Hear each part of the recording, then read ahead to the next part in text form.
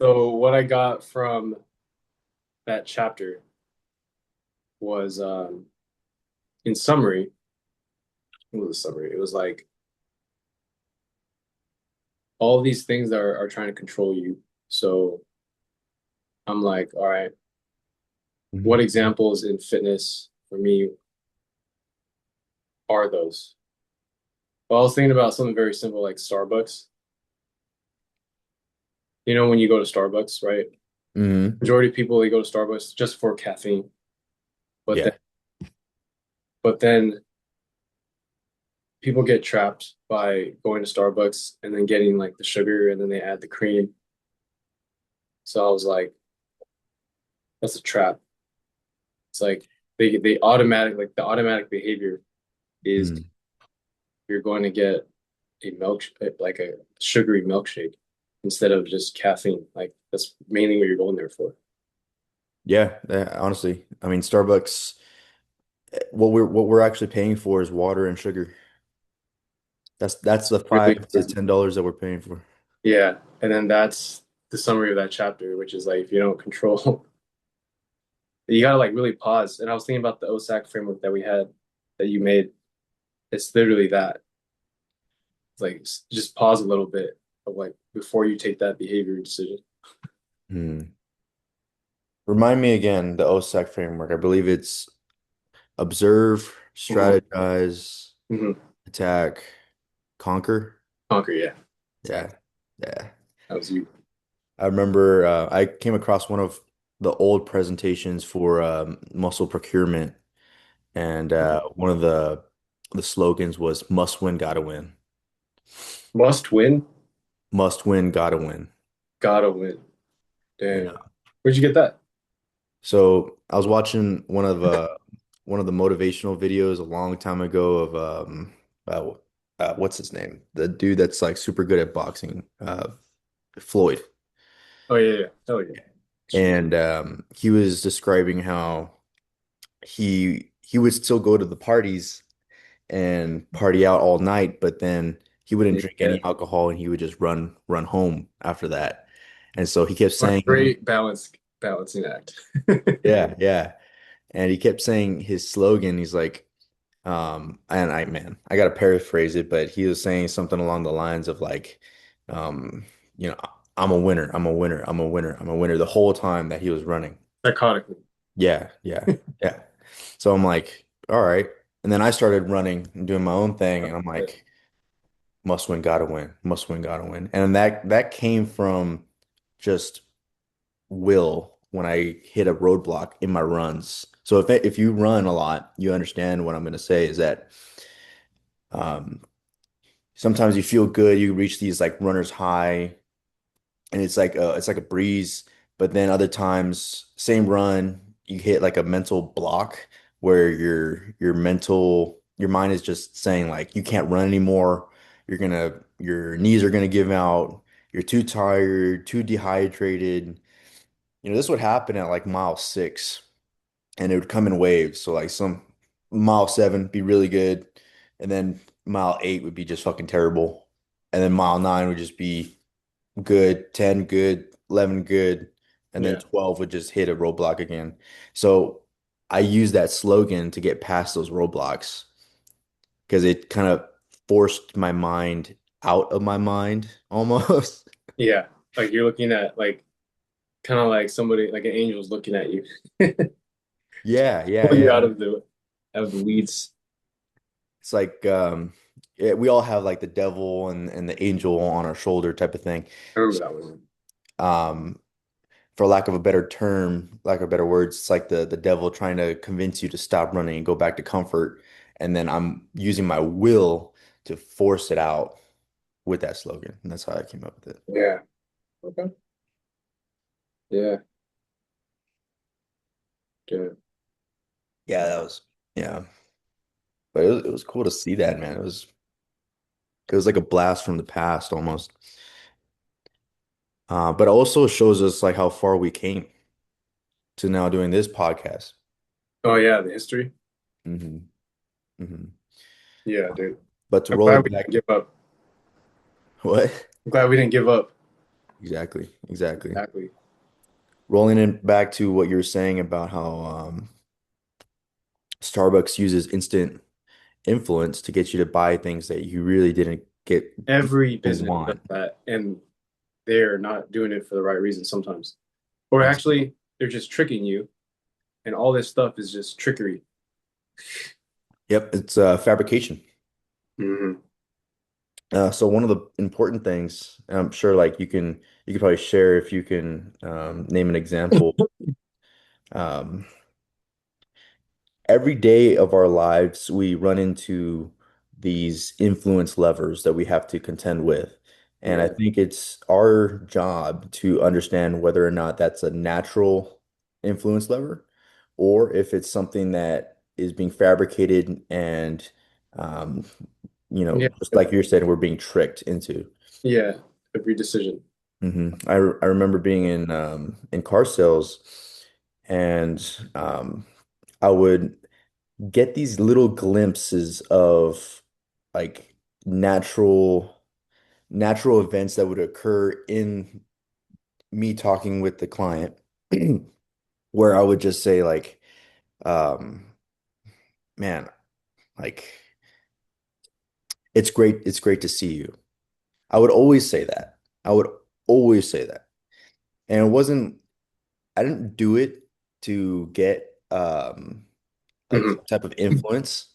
It Hmm. was just something that I learned from one of my other books I was reading. How to be a better person, basically. And one of them was like, you want to make people feel special when you see them, because then, they'll like you and they're more, they'll Yeah. care about what you're saying. Um, so I got really, really good at saying, it's great to see you. So much so where, Genuinely too, right? Yeah. yeah, yeah. Yeah. I You remember actually are. You actually became interested in people. I did, Yeah. yeah. This one experience I had, this soldier had just came in, or Air Force airman. And she was just looking for a car, but she had just walked into the dealership. She has her last name on there, and just for the sake of the story, let's call her Briggs. Like her last name is Briggs, and then she would walk in like Briggs, it's good to see you. And she looked at me and she was like, "Do I know you? Yeah. Like, where do I know you from?" Where we met before. I'm like, no, this is our first time meeting.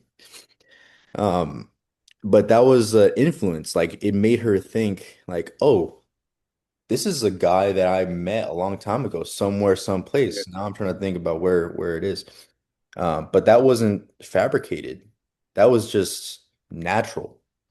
Like it just naturally happened that way. Fabrication, I would describe as, let's say, still in car sales process. I've heard this a few times, where oh, if you don't buy the car today, it's going to be gone tomorrow.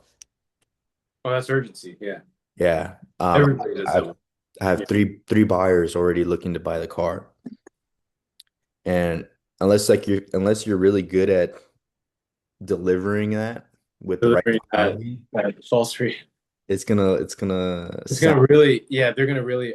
I already know when somebody's lying when they say that. yeah. But it's kind of like you gotta act the enthusiasm behind it. But Yeah. you have to like kind of like act it. You gotta like create the reality because it has Mm. to be real.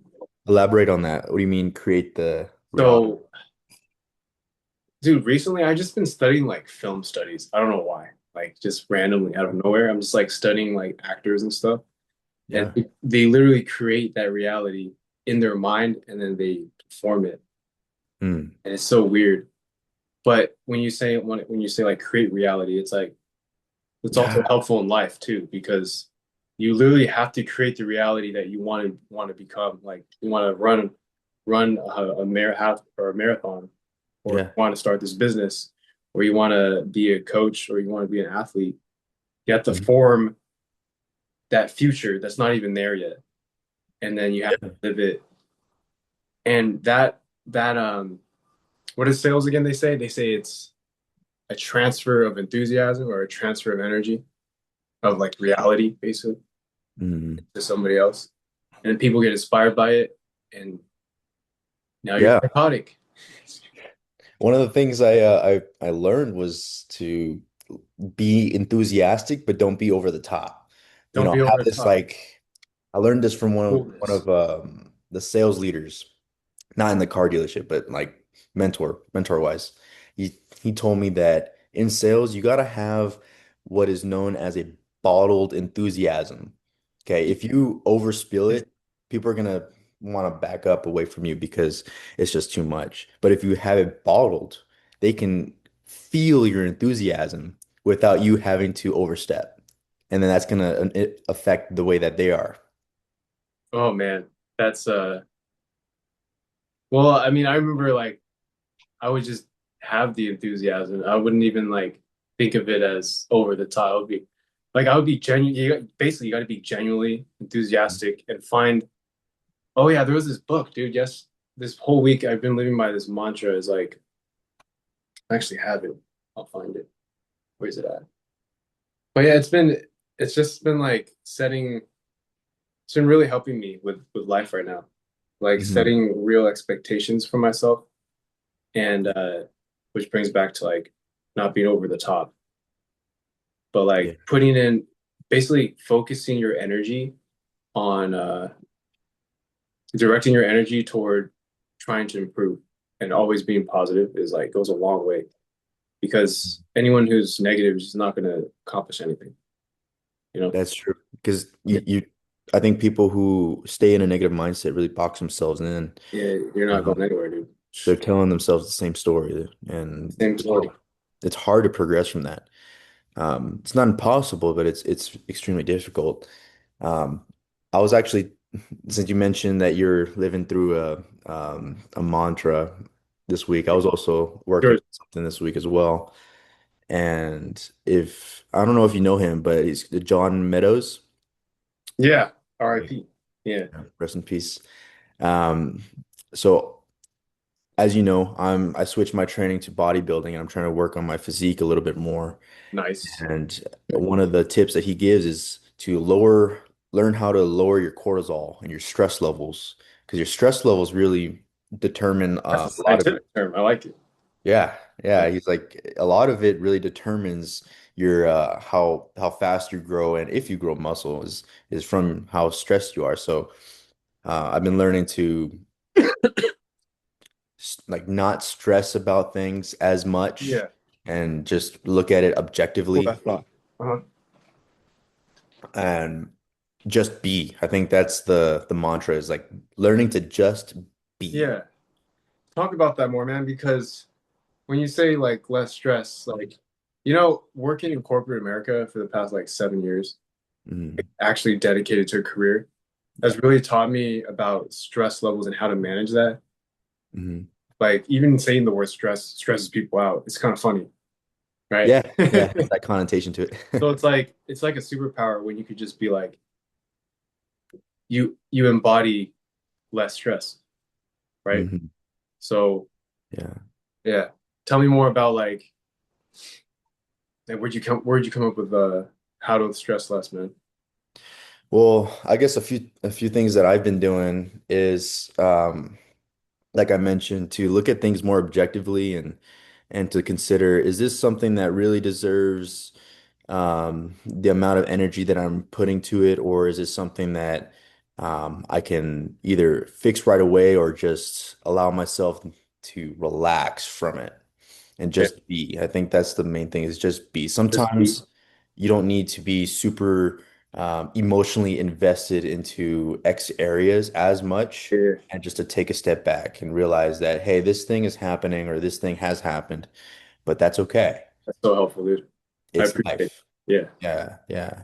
I appreciate that because like when you said look at it life from an objective point, that really puts me into kind of the theme of like this podcast, my life, which is engineered, right? Engineered for disciplined athletes and Yeah. leaders, right?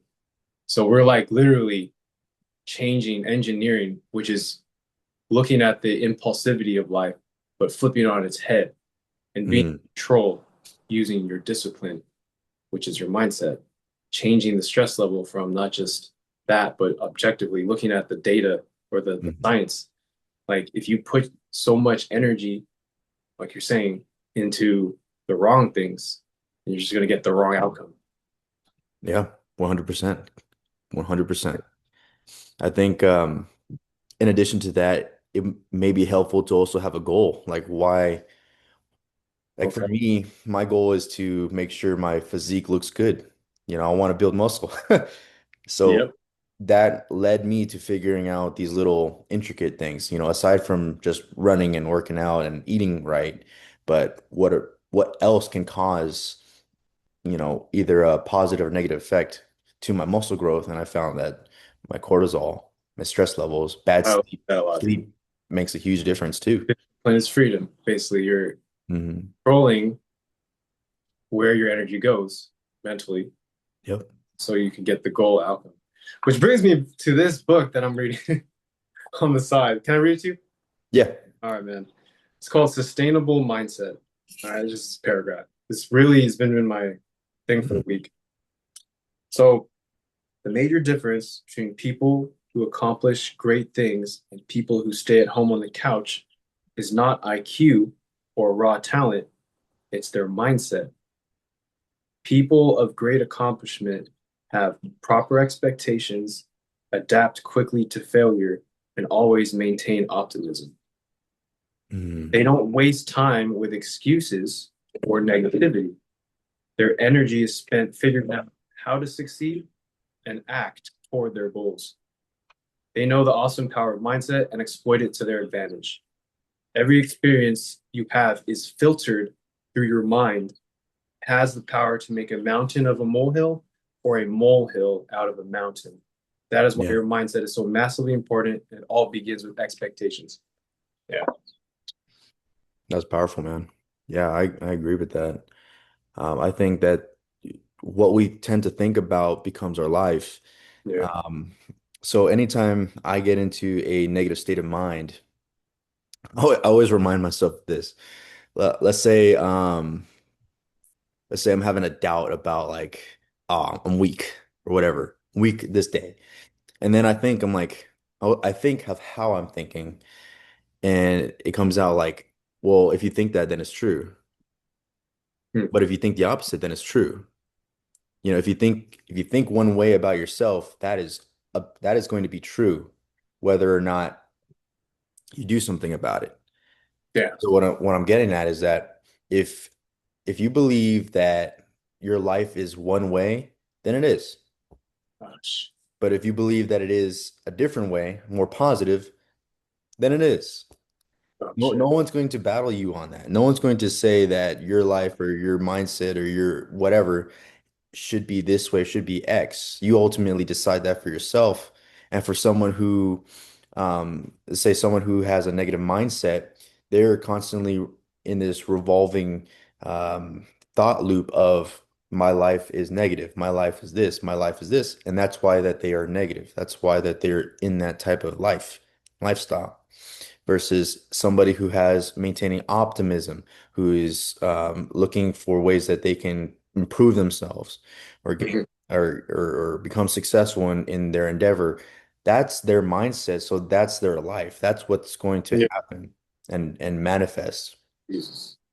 So I always remind myself because I don't think that we all are 100% optimistic all the time. I Yeah. think I think that that is just it can't be true. Can't be true because you're human and your And we experience all are a full exactly range. we all have obstacles that we have to go through anyways. And I think maintaining optimism, one key point of that is to remind yourself of how you're thinking as you're thinking. Yeah, think about what you're thinking about.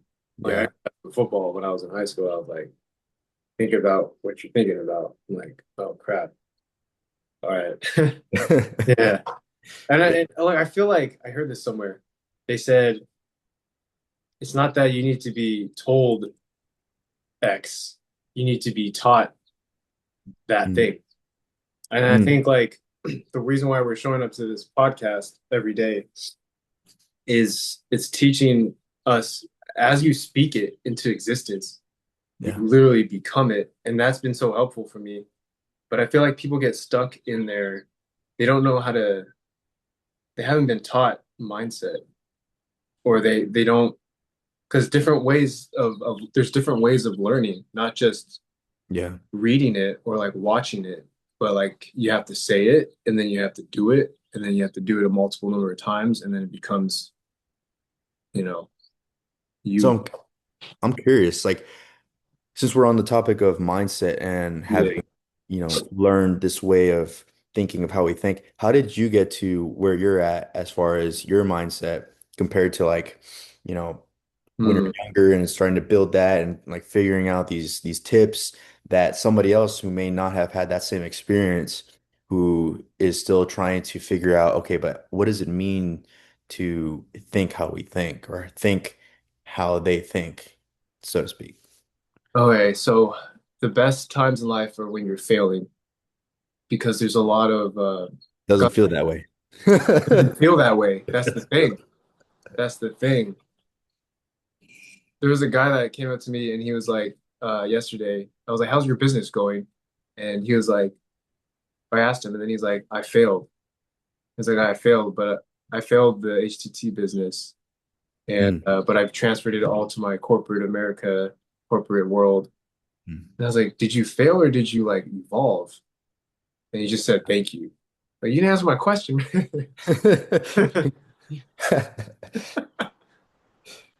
Oh man, Yeah, that's great. But I think you hit something for him yeah, that I'm glad. flipped a switch. I hope so. I think so. I think so because I mean, again, it's two different mindsets. Either I failed, complacent, and that's it, That's right? it. There's no, Or I evolved. I now have all the skills that I didn't have before to do yeah, this other thing. yeah. So answering your question, man, it's like, where did I develop that? It's like you have to stay in the pocket of the failures that you're going through in life. That's what I've done. Dude, there were multiple times in my life where I wanted to fail this business. Mhm. Multiple. But in that failure is where you're gonna, as long as you don't quit, right? As long as you don't quit, I swear to Yeah. God, then something will come out of it and you're gonna evolve in different stages of that goal. Mhm. Like I look at year one, 2021, year two, like what am I going through these years? But eventually, if you don't give up, you're gonna hit the. So that's where I kind of developed it. Is like when you're failing, you feel like you're failing, that's the place to be. But then you got to create systems during those failures so that your mind can get back on track. So starting this podcast back again is one of those systems for me. Every Friday, waking up at early, right, to discuss success with It somebody is for me too, man. with somebody who wants to be successful too, and there's somebody there too. It's like, all right, yeah, Yeah. Yeah. And I love what you said about having systems in place because I would say I'm a lifelong learner. So I'm always trying to build my mindset up, get it stronger. And a few of the systems that I found throughout the years was having my goals in places where I can see them. And that's why I have like right next to me in this wall, you guys probably can't see it, but I have all my goals there of all the things that I want to hit. A few years ago, I had the same thing. A few years before that, I had not something like that, but I had like a G on my wall of paper, and okay, each paper had a quote that I resonated with for a purpose. So I had it in a G form because my last name is Gutierrez. yeah, I'm like, that's badass having that on my wall. I just liked yeah, it. G2. Yeah, yeah, yeah. Um, Before that, I didn't have any of my goals plastered or any quotes that I resonated with, and it was difficult to find like a direction of where I was going. It was just weird, like a weird floaty area. You're in a weird place. Yeah, Yeah, yeah. And throughout the years, having it plastered on the wall allowed me to look up and realize, all right, this is Oh, what I'm doing. shit. Every day. Yeah. That everyday mindset, Yeah. man, that reminds me of, yeah, bro, you finish your thought. And that was pretty much it. Okay. Yeah. Yeah, man. Where I first learned that everyday mindset was with my brother Nico back in like college days when we were just learning bodybuilding. Like we were Yeah. just learning it, like about we watched this movie called Pain and Gain with Mark Wahlberg and Hmm. you watched that movie? No, but it sounds good. Yeah, Mark Wahlberg and The Rock Johnson. Okay. So, which kind of led me to like film studies, Hmm. another topic, right? But that movie inspired us to get into bodybuilding. Just a movie, Really? right? So we started listening to these motivational talks on YouTube in Hmm. 2013, 2014, when I was going to college and he was going to college too. And we were like, let's get into bodybuilding, man. And Yeah. every day we just play this a YouTube motivational video, and we'd wake up to it because it was just me and my brother, one room, Yeah. one family. Just wake up, go to the gym, and it's kind of like this podcast, like waking up to just success staring at you, tired, whatever, you know. And then we would just show up no matter what, put the muscle reps in. And I swear I got so much results from that. He ended up doing a bodybuilding show, like two or three. That's badass. Yeah. So that's pretty awesome, you know. Of yeah. Did he win? What place did he get? I think he was top 10. Yeah. Yeah. Yeah. For anyone who doesn't know, that's pretty good for a bodybuilding show. I mean, it's Yeah. hard Top to 20 win one of maybe, yeah. those. Yeah. Yeah. So yeah, man. That's it. Yeah. Yeah. That was good, man. That's good. I'm gonna take a look at that movie, by the way. That sounds like a good And again, it's a dumb movie. It's like a dumb, but like it's a nice movie though. For it's not like deep, but it's just like Mark Wahlberg's a funny guy, right?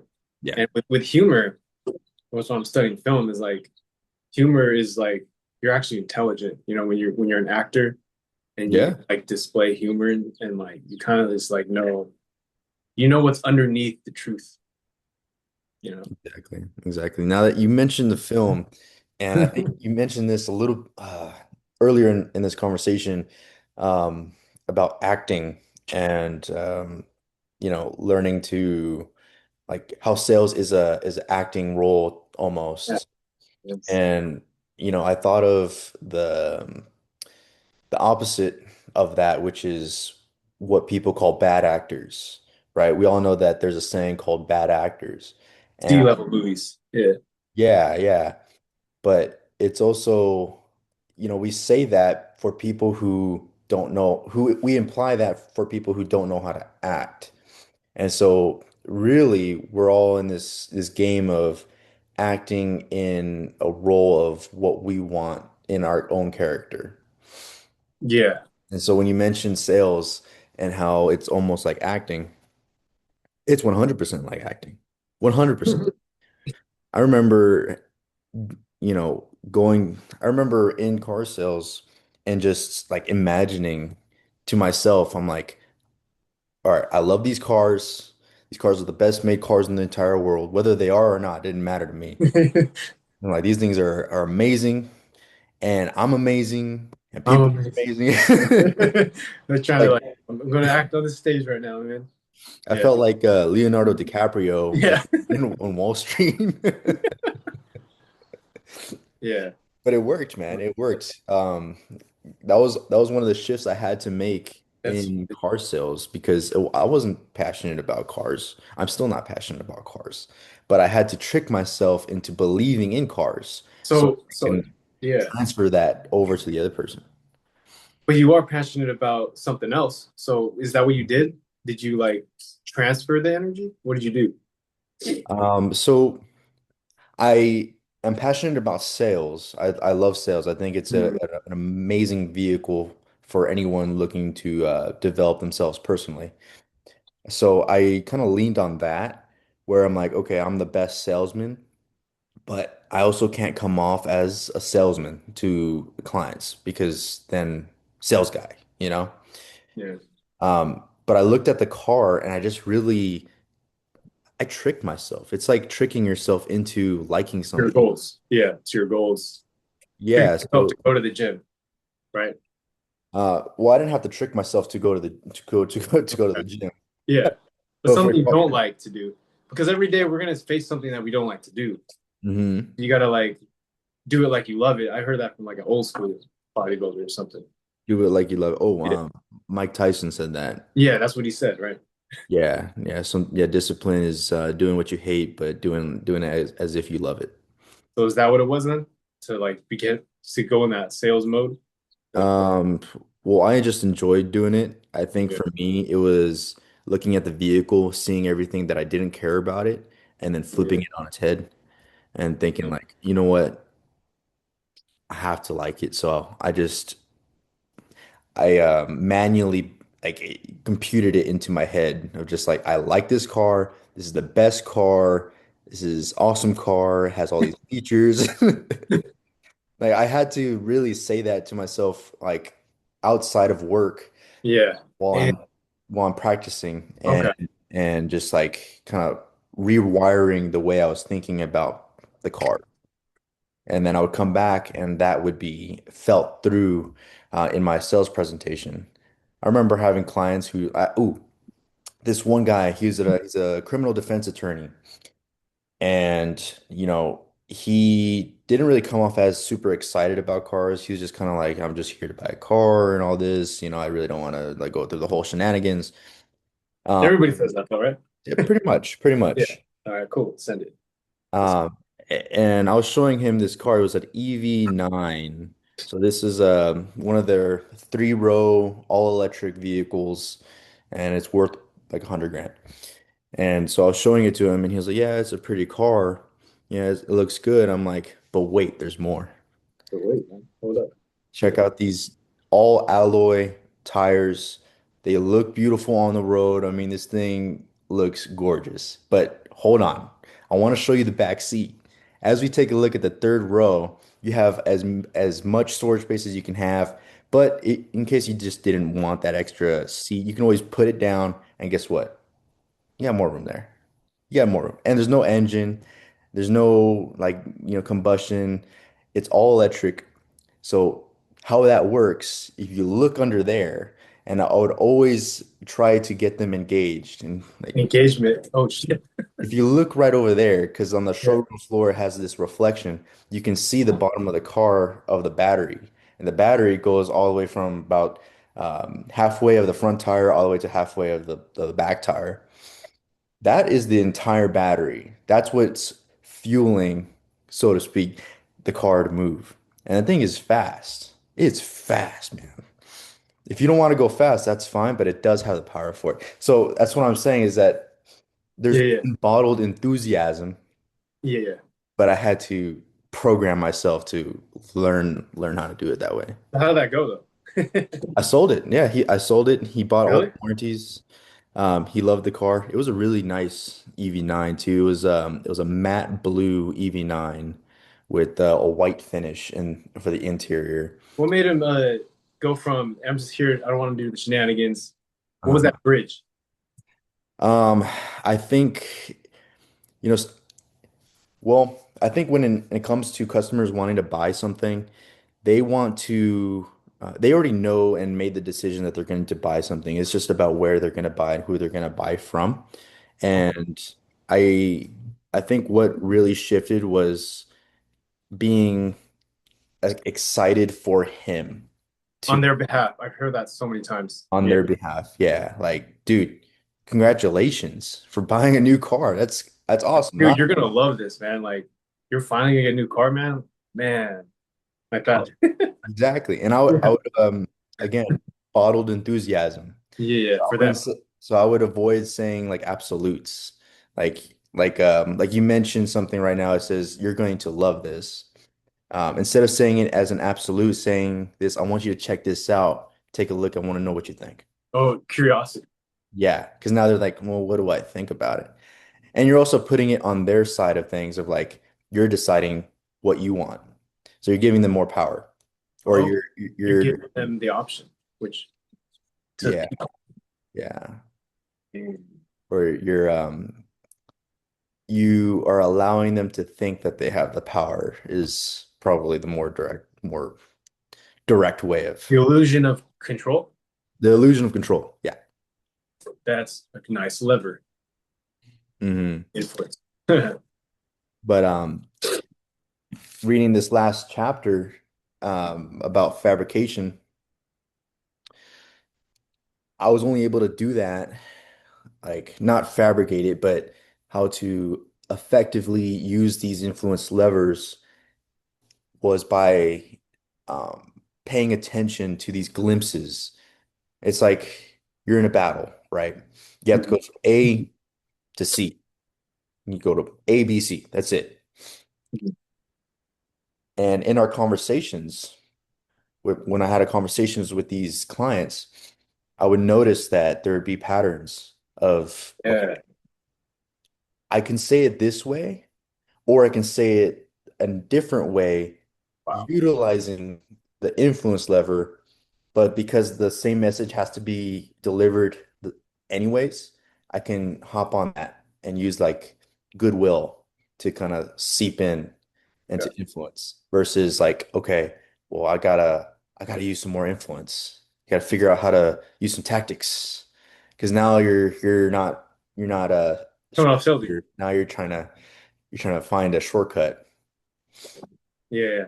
And sometimes shortcuts in sales um, isn't a really a beneficial thing. Like assumptions is so bad. That's probably like Yeah, that killed me when I was doing sales in online fitness coaching. yeah. Is assuming, but that's a practice. And I would always beat myself down for that. I'm like, damn, I assumed so much. I wasn't present in that conversation or that interview with the, but Hmm. then I just took it and ran with the next one. And they're like, let me just try to be, not try, let me, I'm going to be present in this one, you know? Yeah. Let Yeah. me like really listen. Because I would think in sales, you're always going from like tactics to like goodwill. And then you're just like, well, for me, that was my learning. Yeah. So you're saying the learning curve in that scenario is to combine the two. Combine, split. Yeah.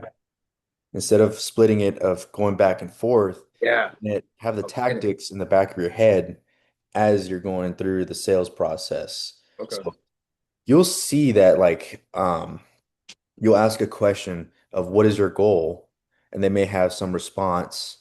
And Yeah. the next thing you say, that's when you can add in the tactic or strategy because Yes. now it's coming off as genuine Yeah. and it doesn't come off as strategic. Yeah. Because everyone's gonna say the same thing in fitness. Just trying to lose weight.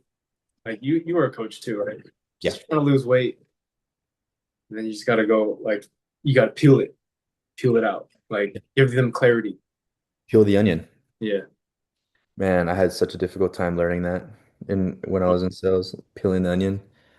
My sales managers kept telling me that you just gotta peel the onion, bro. You just gotta peel it. Just Peel keep it off. Take this one off. Right. Is that what you're saying? Give more clarity. ask more Trying to get questions. more. Yeah. Trying to Ask ask the right questions. get. But I think as a young sales guy, I had no idea what the hell he was talking What about. do you? The onion. What the hell do you mean, peel the onion? And then Yeah. through a lot of failure, I found out that, oh, it means at first ask more questions, more clarifying questions, um, but then evolve to asking the right questions so that you don't have to ask so many questions. Yeah. And then you get trained on what type of question to ask based in any moment. It's like you're literally training it over and over and over again, right? Yeah. See, for me, I was never trained to ask a specific question. In car sales, it was just like they spoke in riddles, man. I don't know, I don't understand why. Yeah. They just spoke in metaphors. You got to peel the onion, you got to ask the right questions. So I'm like, okay, but what do you actually talk about? It wasn't until multiple failures that I discovered these certain sequences of dialogue that got to a certain result each time. And it would always be this. It would always be this each time. It just, depending on the person, it may come out as like, like they may be super enthusiastic and ready, and other times it just be like, okay, they feel they come off as unsteady or they come off as not ready, but the basis, the principle of what they're replying back to me based off the question would always be the same. And so I would always be able to kind of either divert or continue forward and moving forward. Very interesting. Yeah, and it would like when I ask somebody, let's say we go for a test drive, I had many test drives. Um, if they like the car and I ask them, I get three yeses, and then I ask, is this specific vehicle the car for you that you're going to buy today?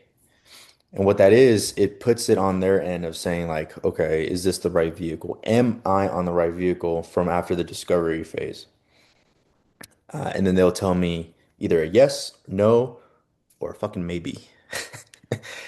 Maybes are I'm thinking about it, right? yeah, maybe I don't know. If they give me anything other than a yes, it Yeah. means we're probably on the wrong vehicle or they're worried about something. And at And it that could be point, you too. Yeah. yeah, at that point I have to work overtime to figure what that is because we're so far in the sales presentation, and that's something that I should have discovered way early on. Okay. That's in any sales, because I do that when I'm an online coach. It's like, oh man, I didn't do enough digging or peeling the onion before having the meeting. And then Yeah, you got to take ownership of that. Like sales is leadership. I've had that phrase so many times. it is. It is. It really is because it's influence, basically the book It's influence, and you're guiding this person guiding you, through the leading, process. They don't leading. know the process. They just know Yeah, that. they don't know it. Yeah. And it's good to learn sales because I at least get a good grasp on it because leadership is influence and it is sales. Yeah, it really teaches you how to be personable with people and lead them correctly. Because I think um, sometimes someone can come off trying to lead someone and be like so rough and just do it this way. And That's easy. That's a shortcut. that's a shortcut and it could work for some people, but other people need a little bit more like massaging. They like, you got this, man. You got this. Type of deal. Don't touch me. Just buy right here. Just click right here. But Yeah. yeah, it is leadership at the end of the day. You are learning how to be a leader and communicate with people in an effective way, but also many people of all different types of backgrounds. Personalities, dude, characters, tendencies. Oh man. Yeah. It's a different world when you're in sales. It's like everyone's different, dude. Yeah, Everybody's, I especially had in fitness sales. Yeah. fitness sales. Because imagine, I think fitness sales is interesting because um, I think it can be more entertaining to a certain degree because It's like about personal development because you're not yeah, selling fitness, you're selling your lifestyle change. you're selling lifestyle. Yeah. Yeah. So your body's changing, your mindset's changing, the way you see the world is changing. So you could really go like past the moon to the stars Different with art, yeah. fitness. Yeah. Different acting skill. Different acting skill for sure. For Yeah. sure. With car sales, it's much more matter of fact. Uh, Because you're getting a result, you're getting a car. you're You're getting a car, more at the matter, end, you're gonna get more, the car. but it also depends on the type of person, what type of personality you're working with. Yes. Some people like data and analytics and just want to get the car and leave, and other people want to imagine themselves. Like, Yeah, painted. Yeah. yeah, because Yeah. a car is a big deal. It's worth a lot. Yeah. Yeah, it's the second most expensive thing someone would buy in their lifetime, aside from a house. Yeah. And so coming with that, it's like, all right, well, this person might come up to me and say, "This is my first time ever buying a brand new car or buying a car in general." And then you got to work a different way. Um, like, here's a few examples. I had a client who had just turned 18 and his father brought him to go purchase a car. This was my first ever car Mhm. that I sold. Um, I was still in sales training, by the way. I wasn't supposed to sell, but I'm like, I might as well start selling. And it was a used car, had some problems with it. I shared all the problems, all the concerns of the vehicle and whatnot. And the father was like kind of thinking about it, but then the kid was like, I'm ready. I want it. Give me the car. Seen that behavior before, right? In every, yeah. And then on the other side, I remember I had this individual who just had I guess he was just like he just came off as very angry type of guy, a little angry man. Um, and with him, I was more matter of fact. Like this is what you're getting. You're not gonna get any fluff. I'm a straight shooter.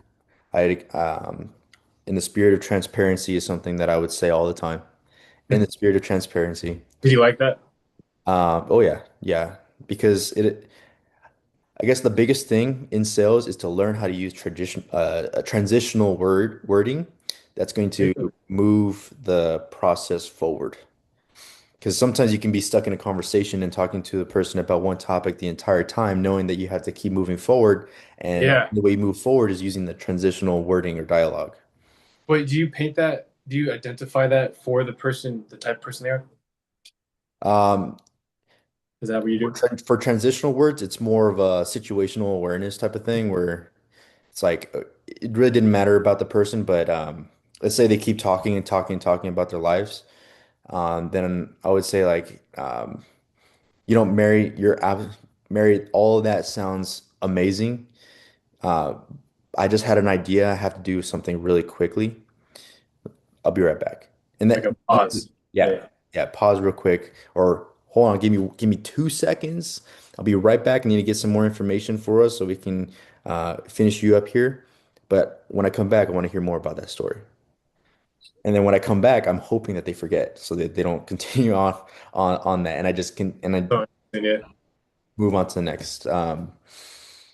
So I would use those transitional words just a situation. If it's somebody who's like not very talkative, then I act more matter of fact. Like, all right, cool. All right, typing something in the computer. I would ask him a few questions. Great. Give me give me a few minutes. I'll be right back. I'm gonna get some papers for us, and I'll be right back. So situational awareness definitely makes a huge difference. Yeah. Transitional words make a huge difference. Tonality makes a huge difference. I think tonality is probably like the biggest thing in sales because Making that's money. really your bread and butter right there, man. Yeah. That's your bread and butter. Uh, being in multiple test drives, if I'm not excited or have that bottled enthusiasm as I'm showcasing the car, or in some cases just completely just shut up, um, it may turn Yeah. off the client. Yeah. The last thing you want is to be annoying or pushy or just over the top. Like you Yeah. really want to find the middle ground of where they're at Energy level. and meet them there. Yeah. Yeah. Levers of influence. That's it. That's Yep. Levers of influence. Um, I guess reading this book, I would recommend. I would recommend anybody to read this book at least once. It'll show you all the levers of influence. It also teach you how to use them. But I also want to put a disclaimer that this book, Influence, the Psychology of Persuasion, is more of a general-esque book about influence, where it will show you the surface level of all these levers and all the inner workings. But each lever has its own subcategories if you really want to get deep into it. But it's look, I mean, it's a good book. It's a really good book. Definitely recommend anybody to read it. But also put it in practice just to see what happens. Use your life as your own experiment, Oh yeah. like Yeah. a scarcity or urgency. Just go out in the world and Use it just to see what happens. And I can guarantee you, you're going to notice that these levers create and elicit a certain response Automatic. automatically. And it's I'm lost for words for it. Yeah, it's like It's cool. it's pretty weird, man. Like every business you walk into, they're using all these levers. Hmm. May Uh, not be at the same time, yeah, but they do yeah. use all of Whether them. yeah, whether it's a product or a service, yes, they're using, and just the fact that you're going to be aware of what they're doing. It's like Hmm. It now, allows you, yeah, it gives you the power to decide yes, what to do with that information. And I think that's a good place to be at, thinking as a chess master. You hmm, know, if they're making a move and you understand how or why they're making that move, you can also think two, three times ahead yes, and get the result you want, whether that's a discount or you know, yeah, a even a better upgrade for less yeah. cost or something like that. And I think like before the book, like if you're somebody who's just new to the world, you're 1 year old, Just came out. this came out, and you don't know anything about psychology of persuasion. It's like if you read this, you're gonna understand that these are principles of humanity.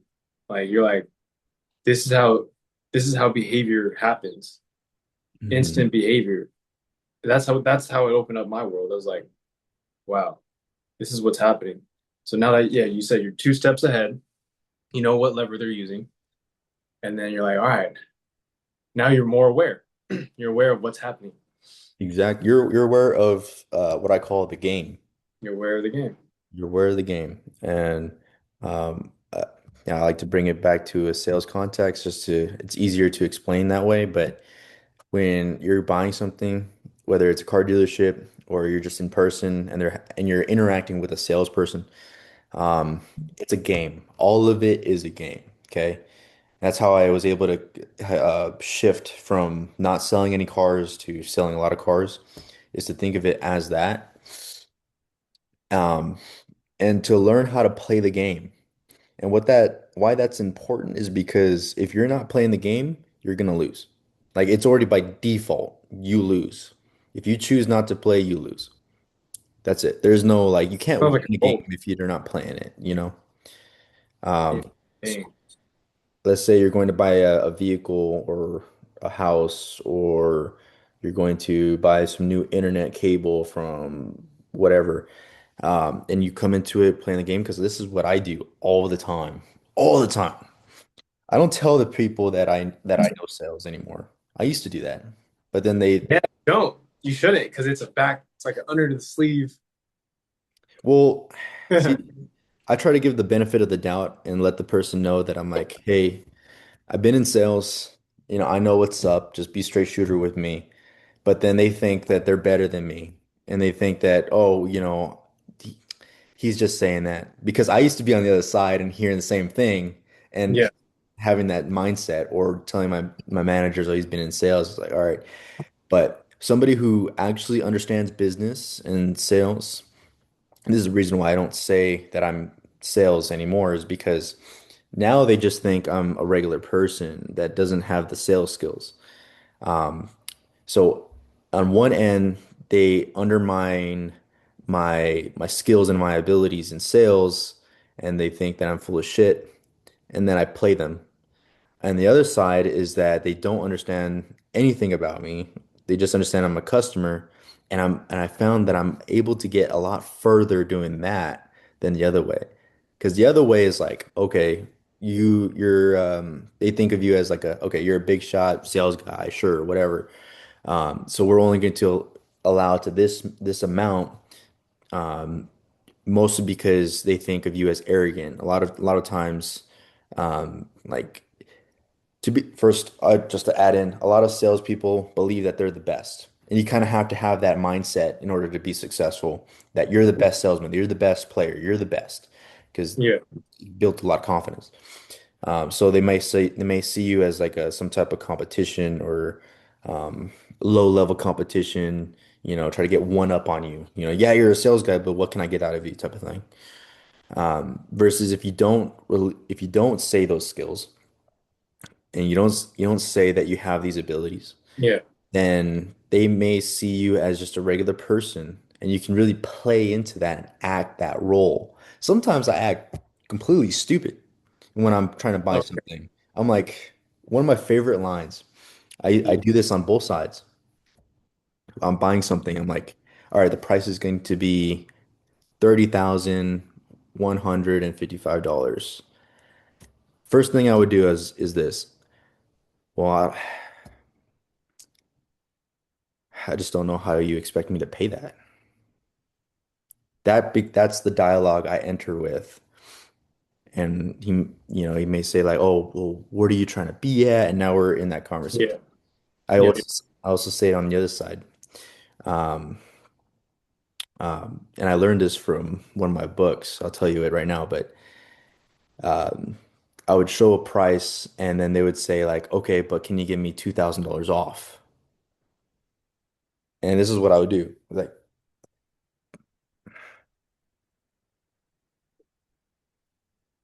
I don't know how you expect me to do that. And they're like, "Well, Mhm. it puts it back on them. But if I Well, say like, yeah, I don't know how you expect me to do that, then that's there. Yeah. yeah, You got deep in thought. And that's actually from Never Split the Difference, I think. yeah, How am I supposed to do that? What the fuck? it works. It Yeah. works. Yeah. Yeah, that's an interesting book right there. Yeah. Have you read it, the entire thing? I haven't read the entire thing. I read portions of it.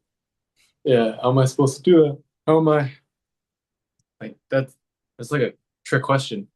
It's like a when you were diverting. Yeah, I noticed anyone's asking me a question now, it's like I'm asking you a question back. Yeah, yeah. That's it, dude. Dude, sometimes I do it and I don't even mean to do it. Yeah, because you trained it. You're trained to do it. Yeah, yeah. It's I'm in also, charge of this conversation. huh? It's like I'm in charge of this conversation.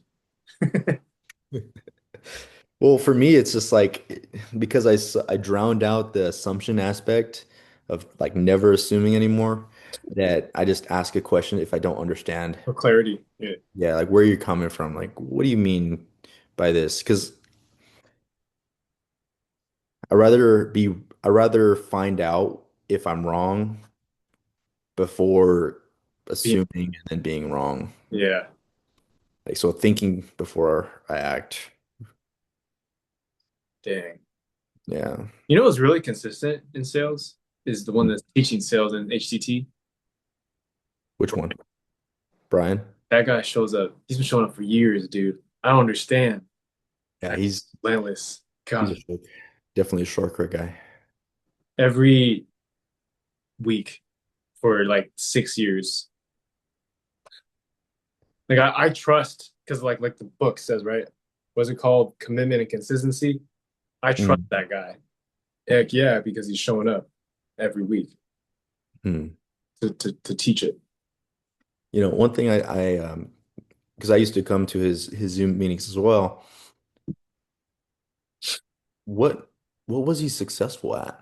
I know sales. He was successful at sales. Yeah, what is he successful at? Well, helping Brandon sell like every single person into HTT. He's the one that sold me in HTT. Oh, really? Yeah. When I joined HTT, he was the one that was on the other end. He's like, all right, so what makes you want to be a HTT? Like he was that guy. Yeah. Yeah, And yeah. I spoke with this other guy is Ethan? I think it was Ethan, yeah. Yeah. Hmm. But I think, yeah, what was he successful at? Sales. That's it. I mean, you have direct Yeah. result because he sold you. Yeah. And I went all in, dude. I was like 8K or what was it, 8K? It was Yeah. I had, yeah, 8K. I was like, all right, here. yeah. Because I knew exactly what I wanted, first of all, but just knew how to, he was good at tone. And it was weird because I knew of him before I even joined the call. Mm. He was called White Boy Brian by Brandon Clark.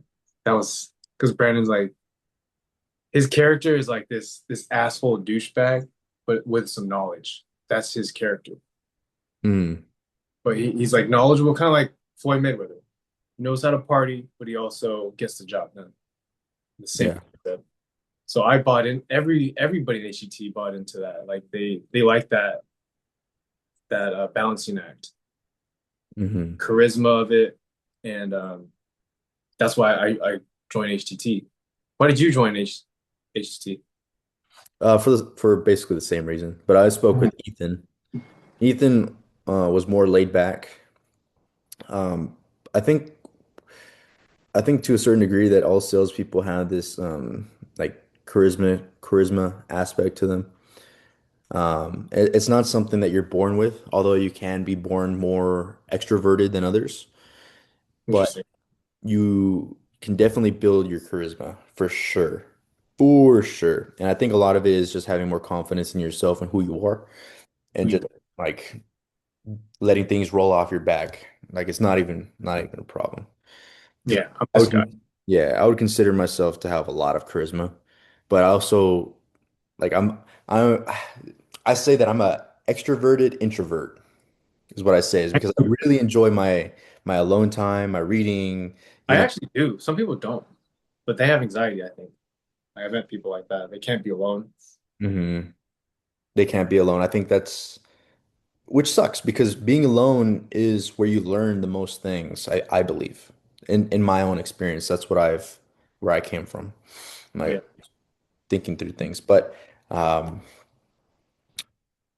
I also know how to turn on my charisma. I think it's like a flip of a switch almost. I'm like Yeah. walking in, let's say, well, when I was doing car sales, every single day I walked through those doors, I flipped it on. Were you like excited about life or like were you excited about success or what was it? No, it was just determination. I remember some days were Pride. just like I wouldn't sell a car all week. So coming in on Friday, it was like, all right, I gotta make it happen. I'm gonna Start make from it happen. scratch. Yeah. David Yeah, God. Starting yeah. from scratch. Starting from scratch, new Fresh day, paper. new cup of coffee. Yeah. I'm gonna make it happen. Byron. And one thing I would do is just like talk to more people. Sometimes I would just go to like the service side and to talk to people just to exercise my communication. You know, Yeah. I'm not trying to get anything out of this person, just exercising my communication Yeah. so that I feel confident in the conversations that are on stage. Yeah. Yeah. It's like a little warm up. Yeah, Yeah. exactly like a warm up. Warm up before you work out the main piece. I'll say this though, like I had my best days when I worked out in the mornings. Yes. Because Mm, movement is, I hear this all the time. Movement is you're you're building neurotransmitters in your brain or something like that. Like you literally are. You're connecting the brain cells to motor neurons. Oh man, it's just muscle is the organ of longevity, all that. yeah. And you're also teaching yourself that you can do something really hard and Yeah. complete it. Cognition too. Mhm. Because every time these numbers that you're putting on the weights, if you see progressive overload, it just gives you so much confidence. Yeah. And I'm moving up. And then you see the body fat drop. I'm Yeah. currently helping my wife with her fitness goal, and Yeah. I saw the body fat go down, and then the skeletal muscle go up. And I'm like, that's where you want to be. You want to be in that body recomp zone. Keep that up, you know. That's good, man. Yeah, I'm helping my wife too, the same thing. Hey, I've noticed that her legs are starting to get some size to them. Like they're not sticks anymore. They're good. growing, which is what she Leadership. wants. Yeah. Yeah. Good man. Slowly, Yeah. man. Slowly but surely. Oh, new book. Since we're now finished with Oh yeah. it's What's the next? so the new book is going to be by Ryan Holiday. It's called Courage is Calling. What made you choose that? Well, it stood out to me because it really talked about the platform of his other books. So I plan to like read that one and read the other ones, but it discussed how sometimes you know what you should be doing. You have this calling in life, but we have this tendency to ignore it or for honestly just fear, Oh shit! All right, getting in our own oh, heads and calling for it. convincing ourselves otherwise. But then it also ends off on um, why calling is why your calling is so important to be a hero and the heroism of a calling and where it comes from and where it derives from for yourself. Bumps. Yeah. So I think it's a good book to segue into. Going to Target, man. Going to Barnes and Noble. It's I'm open. going I'm going to Barnes and Nobles. Yeah, I'm going there right now. Shit. Okay. Um, yeah, man. Yeah. And like I said, it's a good platform, a good segue into his other books. Either obstacle is the way or the ego Yeah. is the enemy because I think ego is the enemy talks a little bit more about like as you're going through the endeavor, you're going to hit this ego, whether you win, where the ego these ups and downs. Yeah. So I think your calling, ego, and then obstacle is to realize, and I think those three are really good books. Yeah. Yeah. Okay. Courage is calling. Man, it's good ethos. Yeah. Yeah, yeah, yeah. So that's gonna be the next book. Oh, Um, solid. Before we leave it off, is there anything that you're currently working on? Um, Anything that you just got? Anything that you're working towards, or any wins? Yeah, man. I've just starting this podcast has been something I'm waking up with more clarity. I'm waking up with just like more focus, man. Which is the Courage is Calling book. I've always had this um yeah, so the win is mindset, man. It's I've had this mindset of okay, I can't be two people at once. I can't be in corporate and also have a business. I think Hmm. everybody falls into that yeah, that abyss, the abyss of there's just nothing. Like you can't like it's not like I've tried it, but I've lost so many things from it, you know. Hmm. But with Courage is Calling, it's like it's calling, man. So it's like I like that book. Even just the title, the three-word title is like it's you're you're literally called to do something that's really difficult. And because it's difficult, you're going to create that reality. So I'm looking forward to that book and using whatever's in it. And yeah, lately, dude, I've just been more at peace, bro. I've been more at with the podcast and everything. That's good, man. Been more at like all the stuff that's going on. I'm more clear, and I'm trying to see now that I'm learning this, going from being lost to Hmm. now like finding more purpose. Now there's somebody out there that's going to need help like that because I've been there. So I know like what to expect and how to teach it probably now. Yeah. Yeah, yeah. You made me think of um this idea that I had. It's more of a quote, if anything, but it's about sacrifice. It's like Mhm. we know that things require sacrifice, but not every sacrifice is required for the thing that we want. Mm. And I think sometimes it's easier to sacrifice something than it is to figure out how to keep it and sacrifice the subcategories. And what I mean by that is like um, let's say I want to start going to the gym um 7 times a week, right? It's easy to sacrifice the everything else to make sure that I get 7 days a week. But sometimes those sacrifices may be like dates with the wife or, working something at home. And so to look at those things and think, well, those are I'm not going to sacrifice. What are There's the other things. Yeah. Yeah, what are the other things that I can sacrifice that won't be such a huge impact on my life and then take it one one step at a time to do it. Remove this thing. Remove this. Exactly. Yeah, because I'm look, I have a problem with uh, like when I think of something and I this is what I'm going to do, the first thing that comes up to my mind is the thing that I spent the most energy on. And I'm like, oh, I get rid of that. I have more energy to do that. Yeah, but then you lose what value you have in that thing. And maybe you don't even have to That sacrifice. value necessary. Exactly. Exactly. Maybe you have to dig a little deeper. All right, you're spending some time on your phone. Where's the value?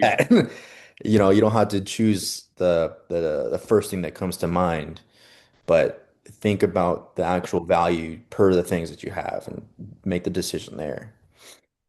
Yeah, that's so helpful. Very helpful at this stage, for sure. For for me, man, Yeah, tell me. I'm actually getting some land in my land. So the land I inherited, so my mom has um 41 acres of land in El Paso, Texas. She's had it for quite a few years, and it was always meant to be given to my brothers and I. My Okay. oldest brother is not going to do anything with the land. My other brother does want 20 acres. So right now we're getting the papers filed to switch over 21 acres into my name, and he's going to get 20 acres. I got a few pictures. I mean, it's like focus. There you go. I mean, it's just empty In Texas, in Texas. Yeah. Yep. So we, that's about 21 football fields large. 21 football fields? Hmm. Yep. Damn, dude. So Yeah. what is So dang, what do you want to do with it? I want to make it into first of all, I want to build a huge house. That's a Texas? giant house and a barn. Um, one of the contingencies for the deed when when it was bought is that you can only build up to two houses. So that's the limit, but you can make it as big as you want. So my idea is to create a big house the way that I would like to. I do want to build my own house, so that's another thing that I'm working on how to do that. But I do see it becoming like my own ranch, having horses, definitely chickens. I grew up with chickens, so I'm definitely having some chickens.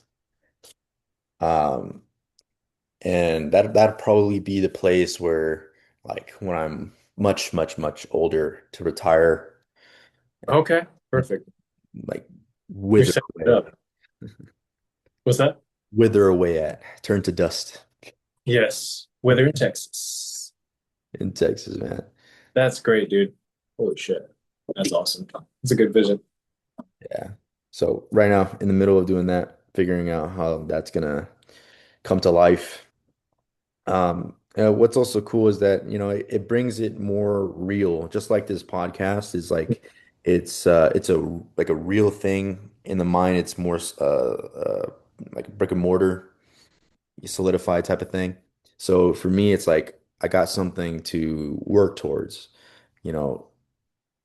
Yeah, it may be like a side thing for now, just like kind of putting more time, more energy, figuring out how I'm going to build it. But it's like that's what I want at the end of my life. So That's good, dude. You're thinking 80. Yeah, you're thinking long term. That's yeah, good, dude. yeah. So we'll we'll we'll see how that goes. I'm Yeah, very patient with it. yeah, that's a long one, man. for sure. Yeah, I mean the whole place, even though it is like 20 acres, that's like really only a small piece of the entire land that's being like cut into pieces. So the entire land is a whole ranch. So it's a open, wide land, and the original owners are like selling pieces of it. I think right now there's still some pieces being sold. It doesn't cost that much either. Right now you can get 20 acres for like 15 grand, something like that. Um, but at the same time, the city is also starting to come that way and be more developed. So Okay, El Paso. in El Paso, Texas, it's called the Sunset Ridges is the place, and it's in Hudspeth County. Um, It's just developing the city. yeah, so right now, Wow. like we have the city, and then this is like a ranch land kind of out on the outskirts, and the Yeah, city has been developing this way. yeah, I like that, man. City development. Yep. Yep. So looking at the statistics within about three, no, looking at the statistics in about 30 years, just the land itself, it'll be worth about 100, 150 grand. Just the Yeah, just the land. looking at equity build up. Hmm. Yeah, You start talking about houses and all this ranch, community. it'll be a lot more. But hopefully this land stays in my family for a while. Hopefully, like, oh, I'm by the time I'm dead, right? You know, I hope to have installed some type of value Mhm. into my children of this land to Yeah, keep, to keep it for, till they die. And have it for kids and have like a generational thing. yeah, like Grant Cardone. Yeah. Yeah. Yeah, We're done, exactly. yeah. Put my Yeah, plane on there. yeah. All right, nice. So we'll see. All right, I'm dude. gonna go buy that book today. Oh yeah, I'm going. I Yep. got I got an eye doctor appointment also. I noticed my vision is Oh, dude. Now you say that, I'm actually doing that today too. I, I really? talking about it yesterday with my wife. Uh, Yeah. that yeah, I haven't got my eye doctor since 2021. Hmm. Using the same prescription, so yeah, it's time. It is time, man. I haven't And done it in like 2 years. I've noticed like something's different. uh, Something it's a little bit more blurry. starting to see like Predator now. Like Yeah, I just gotta change my glasses. Get different prescription. yeah. And for me, the reason I've been holding off on getting prescription sunglasses for the longest, because I need those because it's sunny. Yeah. It's always sunny, and my eyes are just like I don't want to see the sun anymore. Yeah, That's actually a good idea. I didn't even think of that. because it's summer, and you're in Arizona.